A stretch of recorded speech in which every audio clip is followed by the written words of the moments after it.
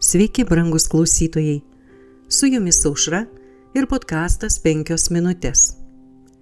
Ta paskutinė naktis. Paversdamas pelenais Sodomos ir Gomoros miestus, pasmerkė juos žlugti ir taip davė pavyzdį ateities bedieviams. 2 Petro laiško 2 skyriaus 6 eilutė. Liepsnos, prarijusios lygumos miestus, net iki šių dienų skleidžia savo perspėjimo šviesą.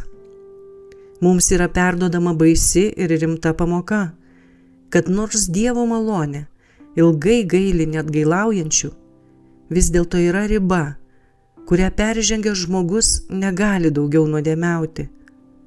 Kada ši riba yra pasiekiama, siūloma malonė pasitraukia ir prasideda teismas. Pasaulio atpirkėjas sako, kad yra didesnės nuodėmės nei tos, dėl kurių buvo sunaikinta Sodoma ir Gomora.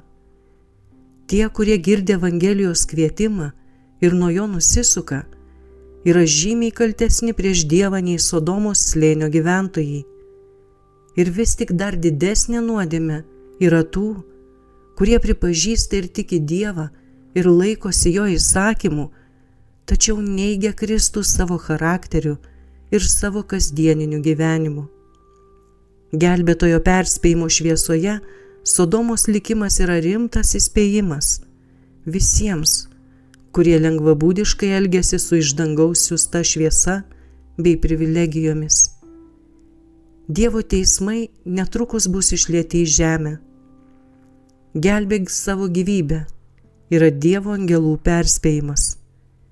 Girdimi ir kiti balsai, sakantys, nesijaudink, nėra jokios priežasties ypatingai nerimauti. Ramiai gyvenantis Cione šaukia, ramybė ir saugumas, kai tuo tarpu dangus skelbia, kad greitai nusidėjėlio laukia sunaikinimas. Lengvabūdis jaunimas, mėgstantis malonumus, į tokius perspėjimus žiūri kaip į tuščias pasakas ir su pašaipa nuo jų nusisuka.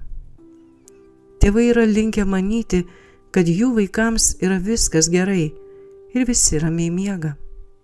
Taip buvo sunaikinant senąjį pasaulį ir ugnimi sunaikinant Sodomą ir Gomorą. Naktį, prieš sunaikinant, lygumos miestai lėbavo ir buvo šaipomas iš Loto baimės ir perspėjimų. Tačiau būtent šie pašaipūnai žuvo ugnyje. Ta pačią naktį malonės durys buvo amžiams uždarytos nerūpestingiems ir piktiems Sodomos gyventojams.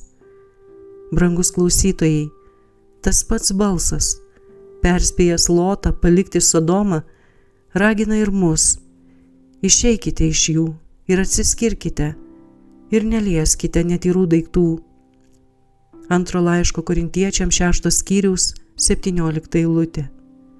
Tie, kurie paklus šiam perspėjimui, suras prieglobstį.